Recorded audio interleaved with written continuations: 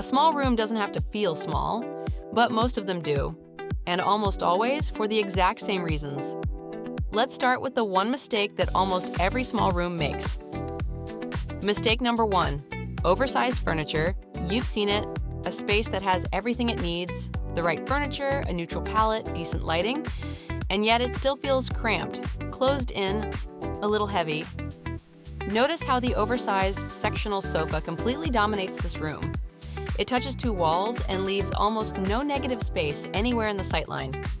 The transformation here is purely proportional. The boucle sofa carries the same warmth and invitation, but its smaller scale, its elevated legs, and its position slightly off the wall allow the eye to travel freely around the room. Notice how the floor is now visible on 3 sides of the seating arrangement.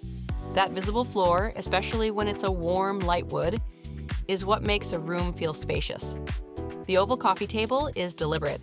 In small rooms, curved furniture removes visual corners and allows easier movement through the space, making it feel open and natural rather than navigated. Design rule to remember: in a small room, your sofa should take up no more than 2/3 of the wall length it sits against.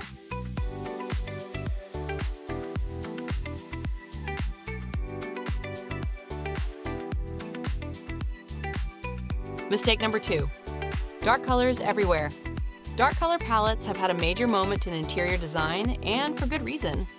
In large rooms, a deep, moody wall color adds drama and luxury. But in small spaces, the same approach can work against the room. Look at how the slate gray walls, charcoal bedding, and dark curtains create a continuous dark envelope. There's almost no contrast. The window, which should be a source of light and air, is nearly swallowed by the navy curtains. The natural light entering the room never gets a chance to reflect and amplify. The lighter wall color immediately reflects more natural light throughout the room. Notice how the same window that barely showed before is now the visual centerpiece. The sheer linen curtains diffuse the light softly rather than blocking it. The terracotta accent pillow, the warm wood floor, and the sand-toned bedding bring personality and depth. The ceiling height curtains are a crucial move. Hanging curtains from just above the window frame shrinks a room.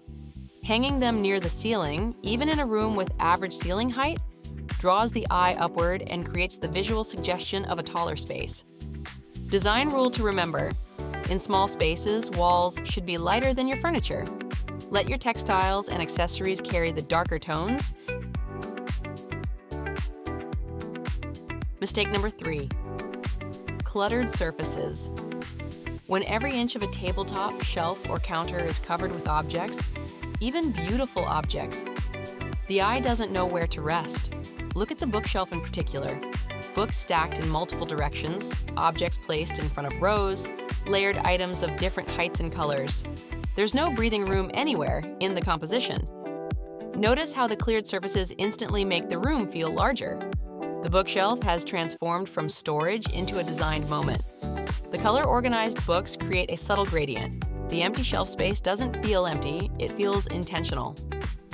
Design rule to remember: aim for 30% negative space on any styled surface. If every inch is filled, remove items until the surface can breathe.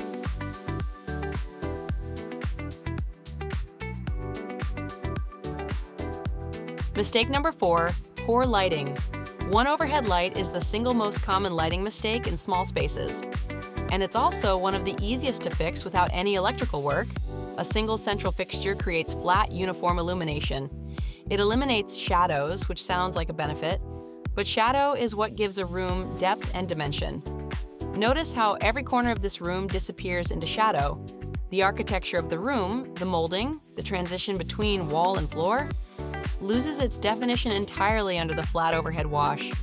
This is what layered lighting looks like in action. The pendant over the dining area defines that corner as its own destination, a visual anchor point that makes the room feel like it has distinct zones rather than one open box. The arc lamp is transformative.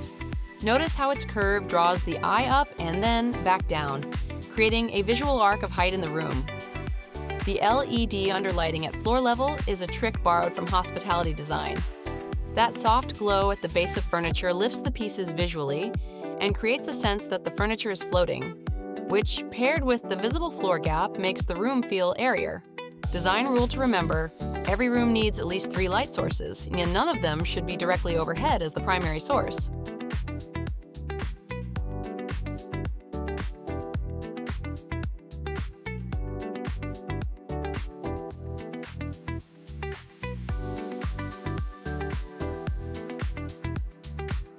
Mistake number 5, ignoring vertical space. That blank vertical territory isn't just wasted storage, it's wasted visual opportunity. When the eye has nothing to follow upward, a room never feels tall. And a room that doesn't feel tall will always feel small. Floating shelves drawn upward toward the ceiling immediately reframe the room's proportions. The trailing plants on the upper shelves are a deliberate choice. Their downward cascade creates a visual relationship between the high shelves and the furniture below. It connects the vertical and horizontal planes in an organic, unhurried way. The oversized vertical artwork on the adjacent wall is doing similar work. Design rule to remember: style your shelves or walls all the way to the ceiling. If your top shelf ends at 6 feet and the ceiling is at 9, those 3 feet are working against you. Every change in this room came from addressing exactly 5 things: the scale of the furniture, the lightness of the walls, the curation of the surfaces, the layering of the light, and the use of the vertical space. No walls moved, no structural work happened. The square footage is identical to where we started, and yet the room looks and feels entirely different.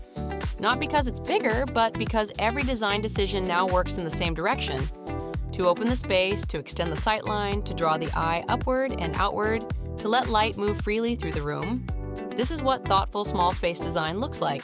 Not a compromise, not a limitation worked around, a brief.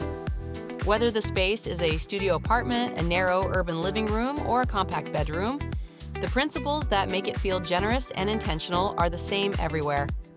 To recap the 5 fixes that transform a small space: replace oversized furniture with pieces scaled to 2/3 of the wall they anchor. Let the floor breathe. Switch to light, warm wall colors, and hang curtains from ceiling height, even if the window doesn't reach. Edit surfaces down to 30% negative space. Curate, don't decorate. Layer at least 3 warm light sources and eliminate the single overhead fixture as the primary light. And claim the vertical space. Style shelves and artwork all the way to the ceiling. These aren't rules to follow rigidly. They're principles that understand how the eye reads a room, and how to make a small room read as anything but.